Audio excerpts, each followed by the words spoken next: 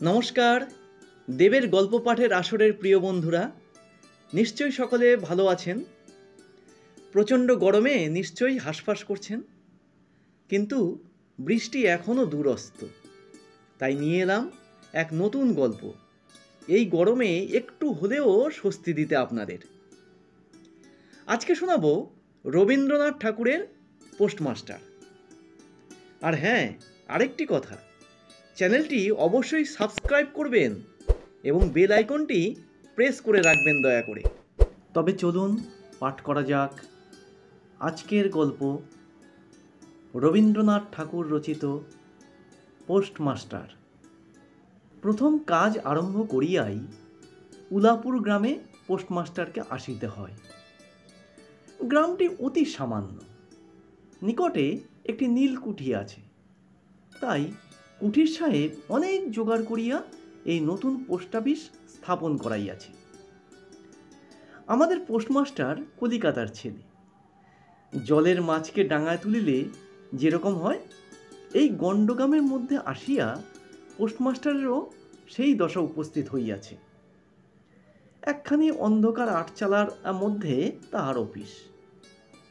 অদূরে একটি পানাপুকুর এবং তাহার চারিপারে জঙ্গল। কুটির গোমস্তা প্রভৃতি যে সকল কর্মচারী আছে, তাহাদের ফুরসত প্রায় নাই এবং তাহারা ভদ্রলোকের সহিত মিশিবার উপযুক্তও নহে। বিশেষত কলিকাতার ছেলে ভালো করিয়া মিশিতে জানে না। অপরিচিত স্থানে গেলে হয় উদ্ধত, নয় অপ্রতিভ হইয়া থাকে। এই কারণে স্থানীয় লোকের সহিত তাহার মেলামেশা হইয়া ওঠে না। অথচ হাতে কাজ অধিক নাই। কখনো কখনো দুটো একটা কবিতা লিখিতে চেষ্টা করেন। তাহাতে এমন ভাব ব্যক্ত করিয়াছেন যে সমস্ত দিন তরুপল্লবের কম্পন এবং আকাশের মেঘ দেখিয়া জীবন বড় সুখে কাটিয়া যায়। কিন্তু অন্তর্যামী জানেন, যদি আরব্য উপন্যাসের কোনো দৈত্য আসিয়া এক রাত্রের মধ্যে এই শাখা পল্লব সমেত সমস্ত গাছগুলা কাটিয়া পাকা রাস্তা বানাইয়া দেয় এবং সারি সারি অট্টালিকা আকাশের মেঘকে দৃষ্টিপথ হইতে রুদ্ধ করিয়া রাখে, তাহা হইলে এই আদমরা ভদ্র সন্তানটি পুনশ্চ নবজীবন লাভ করিতে পারে। পোস্টমাস্টারের বেতন অতি সামান্য, নিজে রাঁধিয়া খাইতে হয় এবং গ্রামের একটি পিতৃমাতৃহীন অনাথা বালিকা তাহার কাজকর্ম করিয়া দেয়। চারিটি চারিটি খাইতে পায়। মেয়েটির নাম রতন, বয়স 12-13। বিবাহের বিশেষ সম্ভাবনা দেখা যায় না। সন্ধ্যার সময় যখন গ্রামের গোয়ালঘর হইতে ধূম কুণ্ডলায়িত হইয়া উঠিত, ঝোপে ঝোপে ঝিল্লি ডাকিত, দূরে গ্রামের নেশাখোর বাউলের দল খোল করতাল বাজাইয়া উচ্চস্বরে গান জুড়িয়া দিত, যখন অন্ধকার দাওয়ায় একলা বসিয়া গাছের কম্পন দেখিলে কবি হৃদয়েও ঈষৎ হৃৎকম্পন উপস্থিত হইত, তখন ঘরের কোণে একটি ক্ষীণ শিখা প্রদীপ জ্বালিয়া পোস্টমাস্টার ডাকিতেন, রতন। রতন দ্বারে বসিয়া এই ডাকের জন্য অপেক্ষা করিয়া থাকিত, কিন্তু এক ডাকেই সে আসিত না। বলিত, কি গা বাবু, কেন ডাকছ? তুই কি করছিস?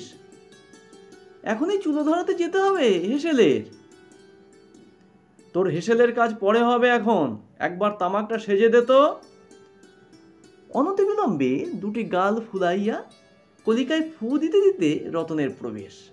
হাত হইতে কলিকাটা লইয়া পোস্টমাস্টার ফস করিয়া জিজ্ঞাসা করেন, আচ্ছা রতন, তোর মাকে মনে পড়ে?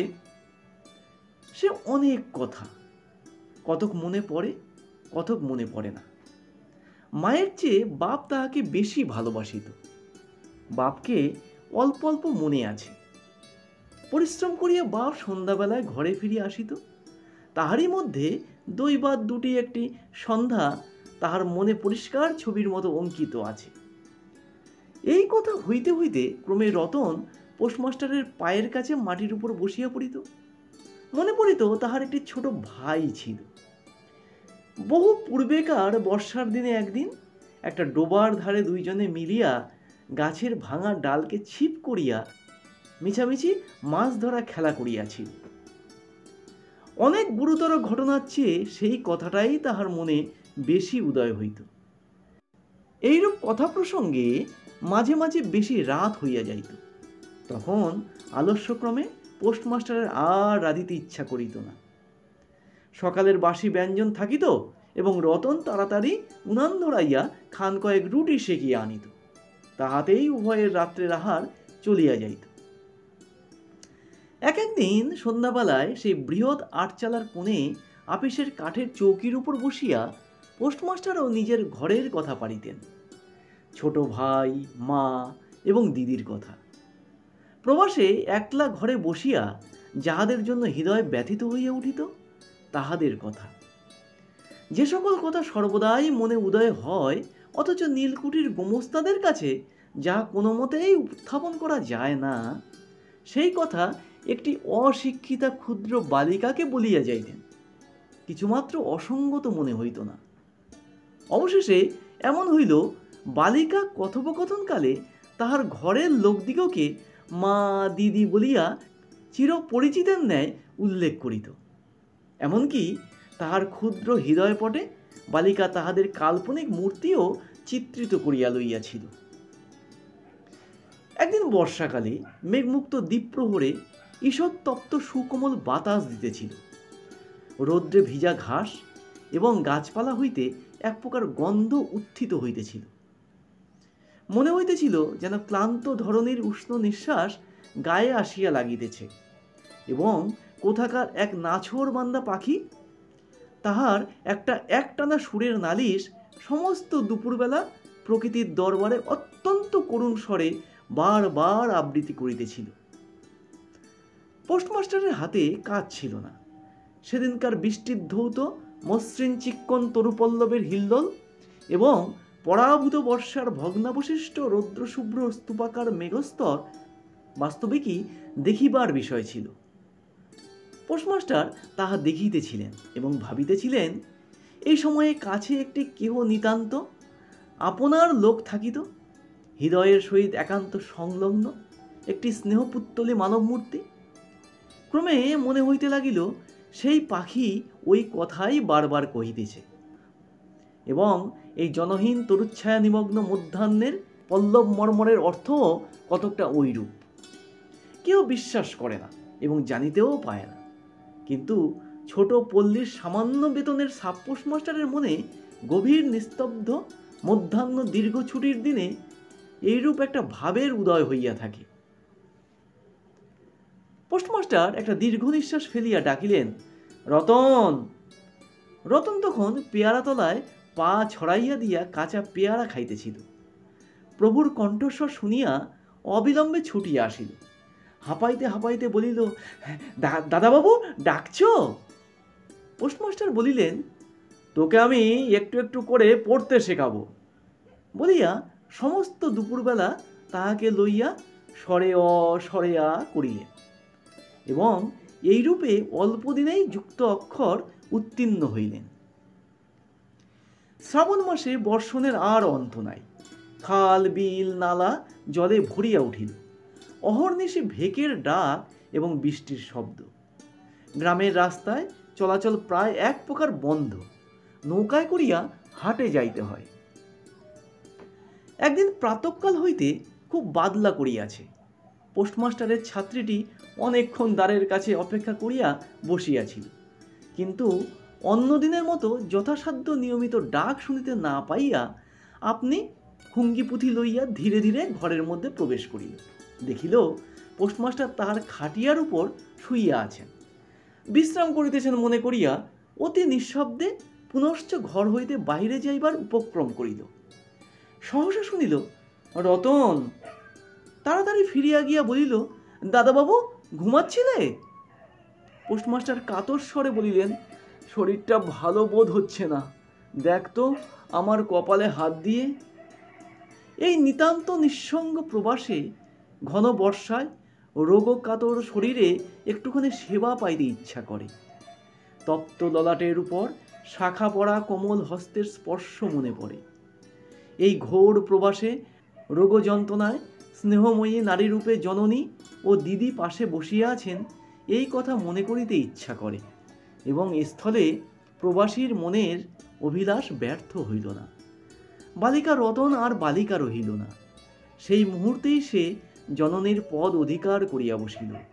বৈদ্য ডাকিয়া আনিল, যথাসময়ে বটিকা খাওয়াইল। সারা রাত্রি শিয়রে বসিয়া জাগিয়া রহিল। আপনি পথ্য রাধিয়া দিল এবং শতবার করিয়া জিজ্ঞাসা করিল, হ্যাঁ গা দাদাবাবু, একটুখানি ভালো বোধ হচ্ছে কি?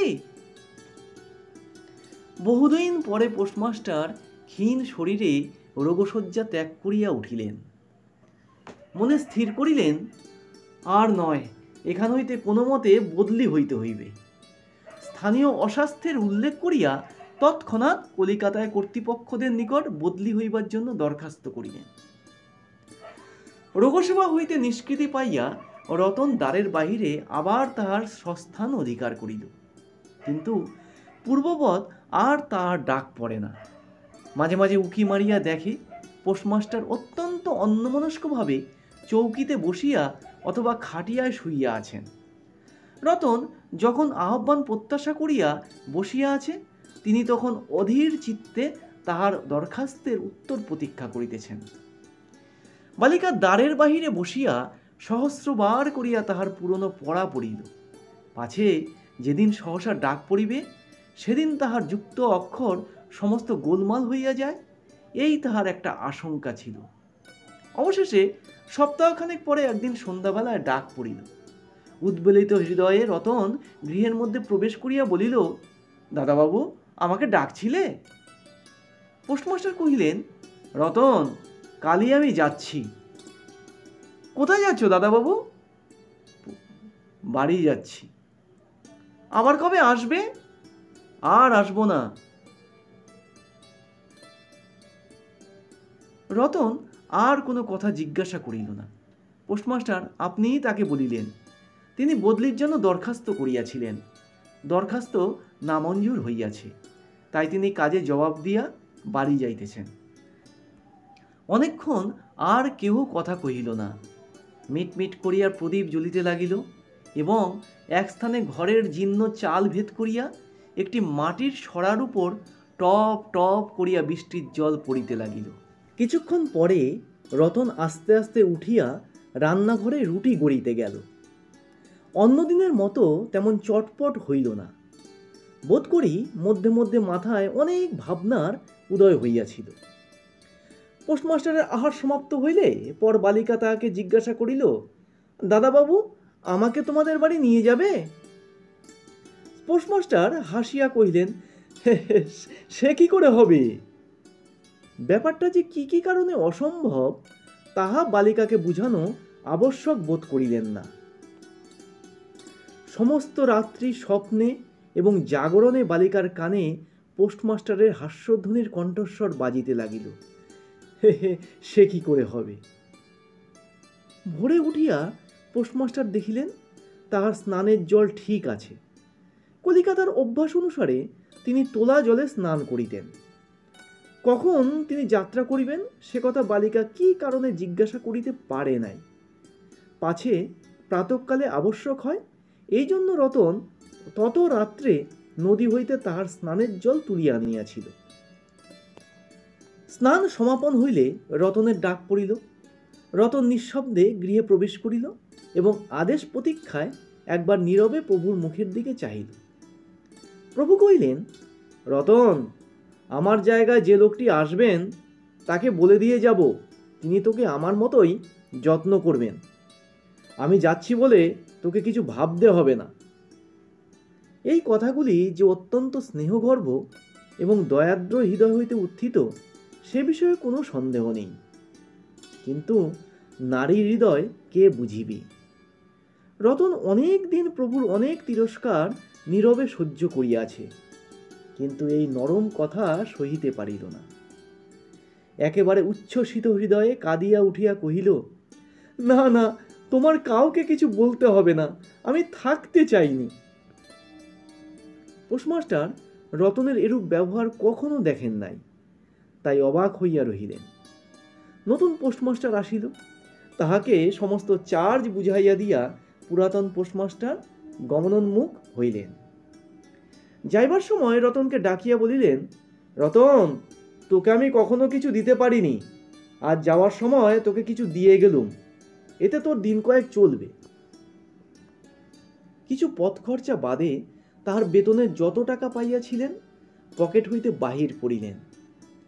তখন রতন ধুলায় পড়িয়া তাহার পা জড়াইয়া ধরিয়া কহিল, দাদাবাবু, তোমার দুটি পায়ে পড়ি, তোমার দুটি পায়ে পড়ি, আমাকে কিছু দিতে হবে না, তোমার দুটি পায়ে পড়ি, আমার জন্য কাউকে কিছু ভাবতে হবে না, বলিয়া এক দৌড়ে সেখান হইতে পলাইয়া গেল।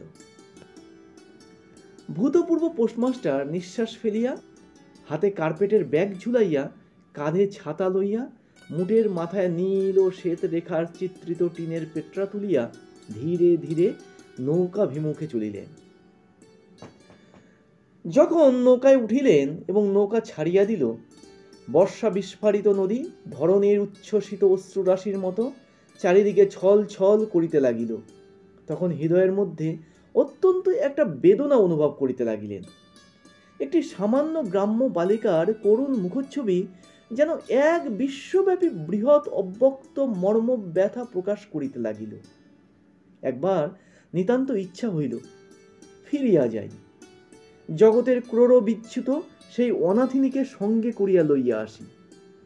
কিন্তু তখন পালে বাতাস পাইয়াছে, বর্ষার স্রোত খরতর বেগে বহিতেছে, গ্রাম অতিক্রম করিয়া নদীকূলের শ্মশান দেখা দিয়াছে এবং নদী প্রবাহে ভাসমান পথিকের উদাস হৃদয়ে এই তত্ত্বের উদয় হইল, জীবনে এমন কত বিচ্ছেদ, কত মৃত্যু আছে, ফিরিয়া ফল কি?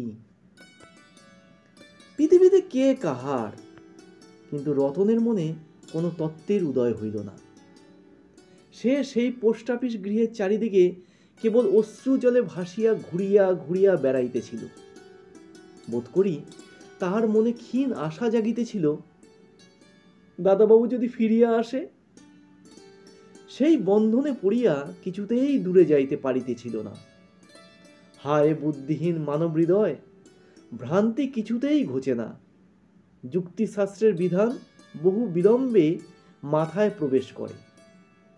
প্রবল প্রমাণকেও অবিশ্বাস করিয়া মিথ্যা আশাকে দুই বাহুপাশে বাঁধিয়া বুকের ভিতরে প্রাণপণে জড়াইয়া ধরা যায়। অবশেষে একদিন সমস্ত নারী কাটিয়া হৃদয়ের রক্ত শুষিয়া সে পলায়ন করে। তখন চেতনা হয় এবং দ্বিতীয় ভ্রান্তিপাশে পড়িবার জন্য চিত্ত ব্যাকুল হইয়া ওঠে। গল্পটি এখানেই শেষ হলো।